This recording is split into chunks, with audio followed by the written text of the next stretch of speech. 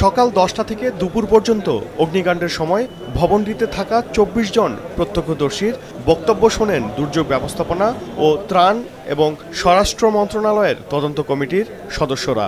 জানান, 8 তলার স্পেকট্রা গ্রুপের বাইং হাউসের বৈদ্যুতিক শর্ট সার্কিট থেকে আগুন লেগে তা ছড়িয়ে পড়ে। বিল্ডিংয়ের আসলে ওদের ফায়ার এক্সিট ছিল এবং ফায়ারের এক্সটিংগুইশারও ছিল, বাট মেইন প্রবলেম ছিল যে ওই ফায়ার এক্সিটটা আসলে কেউ জানতো না। আমরা যদি মনে হয় আর কাপল অফ মিনিটস এখানে থাকতাম, এই 35 জন লোকের আমরা কেউই বাঁচতে পারতাম না, কারণ ততক্ষণে এই ফ্লোরে নিচ থেকে আগুন চলে আসছে। তাদের বক্তব্য যে 8ম তলায় থেকে আগুন লেগেছে এবং সেখানে ইলেকট্রিক শর্ট সার্কিটের মাধ্যমে আগুন লেগেছে। এদিকে পথচারী ও যানবাহনের সুরক্ষায় এফআর টাওয়ারের সামনের সড়কে চলছে নিরাপত্তা ছাউনি নির্মাণের কাজ। তবে ভবনটি এখন ব্যবহারের অনুপযোগী বলে জানিয়েছেন বুয়েটের বিশেষজ্ঞ দল। জানান, কিছুটা হেলে পড়েছে ভবনটি।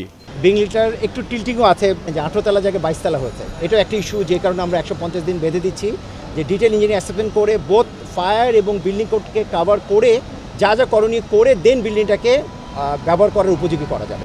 এদিকে এই ঘটনায় করা মামলায় গত রাতে গ্রেফতার করা হয় জমির মালিক এস.এম. ফারুক ও ভবনটির বর্ধিতাংশের মালিক তাজভিরুল ইসলামকে।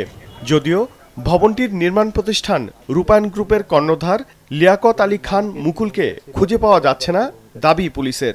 সেখানে ওর অগ্নি নির্বাপন যে সমস্ত ব্যবস্থাটি থাকার কথা ছিল, সেই ব্যবস্থাগুলো অনুপস্থিতি কেমন ছিল, এখানে নেগলিজেন্সি কেমন ছিল, তাদের যে গাফিলতি এবং তাদের যে অপরাধ সেটা চিহ্নিত করব এবং প্রত্যেকের বিরুদ্ধে আমরা তদন্ত শেষে আদালতে বিচারের জন্য অভিযোগপত্র দাখিল করব।